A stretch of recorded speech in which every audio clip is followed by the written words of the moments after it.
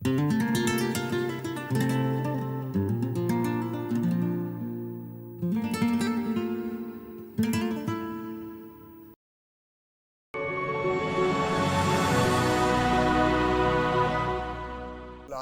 எங்களுடைய அன்பின் வாழ்த்துக்கள்.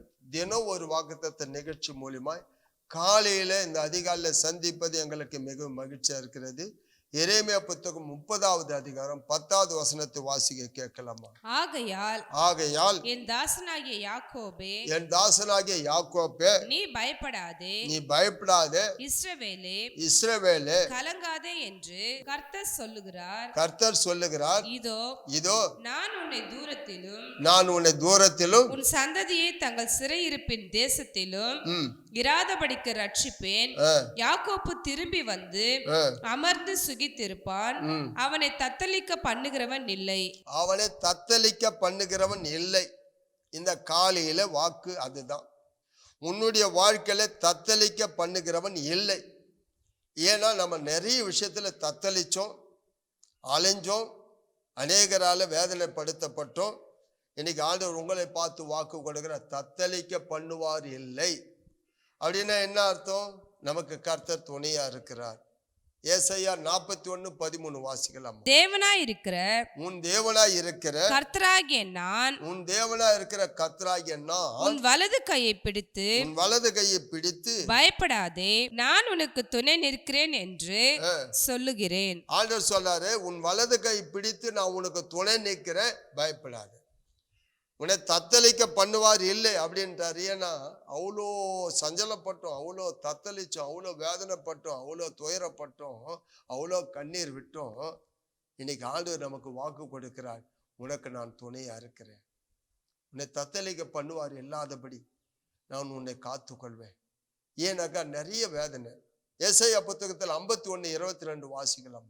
கர்த்தராகிய உன் ஆண்டவரும் தம்முடைய ஜனத்துக்காக வழக்காட போகிற உன் தேவனும் ஆனவர் சொல்லுகிறது என்னவென்றால், இதோ தத்தளிப்பின் பாத்திரத்தை உன் கையிலிருந்து நீக்கி போடுகிறேன்.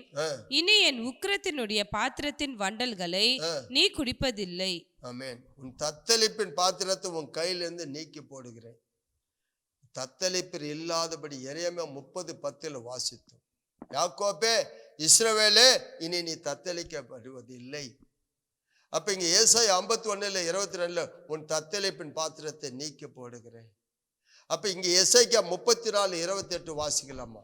இனி அவர்கள் புற ஜாதிகளுக்குள் கொள்ளை ஆவதில்லை, பூமியின் மிருகங்கள் அவர்களை பட்சிப்பதும் இல்லை. தத்தளிக்க பண்ணுவார் இல்லாமல்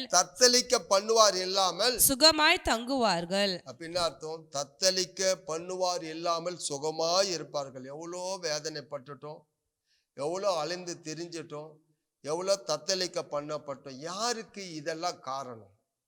இதெல்லாம் யாரு காரணம்? யாரோ ஒருத்தர் நம்மளுக்கு விரோதமாய், நம்ம குடும்பத்தில் உள்ள பிள்ளைகளுக்கு ஏதோ ஒரு காரியம். அதனாலதான் இவ்வளோ வேதனை. அது உண்மையா சொல்ற அனுபவிக்கிறவங்களுக்கு தான் தெரியும். இதை கேட்கிற உங்களுக்கு கூட இந்த சம்பவங்கள். அப்ப நம்ம அவங்க கிட்ட ஒன்றும் பண்ண முடியல. ஆண்டவர் சொன்னா, நான் உனக்கு துணையா இருக்கிறேன்.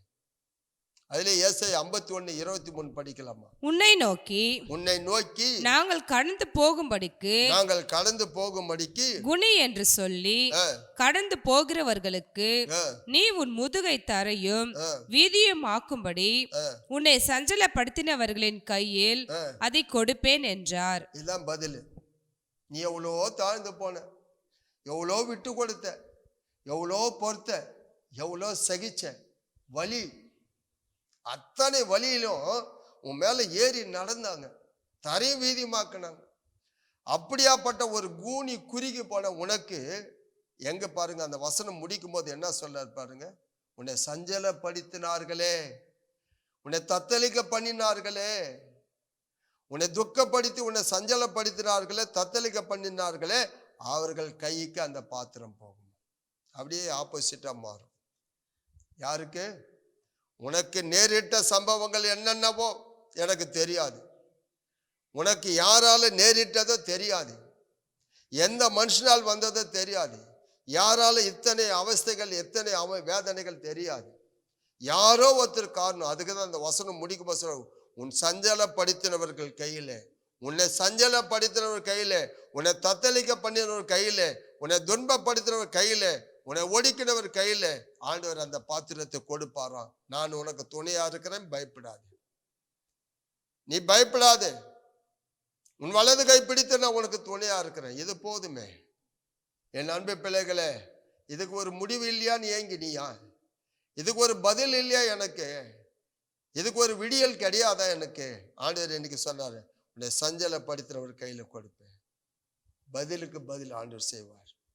ஏன்? உனக்காக பழிக்கு பழி வாங்குவார், உனக்காக யுத்தம் பண்ணுவார். இனி நீ அழிந்து திரிய மாட்டாய், இனி தத்தளிக்க மாட்டாய். உன் கண்ணீர் ஆண்டவர் துடைப்பார். கண்களை மூடி செபிக்கலாமா? மகா இரக்கமும் கிருபை நிறைந்தவரே, நேற்றும் இன்றும் என்றுமே மாறாமல் இருக்கிறவரே, ஆண்டவராகி இயேசு கிறிஸ்துவினுடைய நாமத்தினாலே ஆண்டவரே, இன்னைக்கு இந்த வேதத்தில் நாங்கள் வாசிக்கும் போது உண்மையிலே எங்கள் காயங்களை ஆற்றினீர் ஆண்டவரே, எங்களுடைய தத்தளிப்பை மாற்றினீர் ஆண்டவரே. எங்களை சஞ்சலப்படுத்தினதற்கெல்லாம் நாங்கள் ஒரு நாள் வரும் என்று காத்திருந்தோம். இன்னைக்கு எங்களை சஞ்சலப்படுத்தின ஒரு கையில அந்த பாத்திரம் மாறும் என்று சொன்னீர் ஆண்டவரே.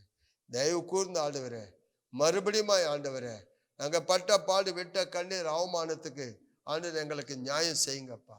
இன்னைக்கு சொன்ன வாக்கு தத்தத்தின்படி நாங்கள் சுகமாய் இருப்போம் என்று சொன்னீங்களே, நாங்கள் சுகமாய் இருக்கவும் தத்தளிக்காமல் இருக்கவும் கிருபை தந்தீங்களே, உமக்கு நன்றி சொல்லுகிறோம்.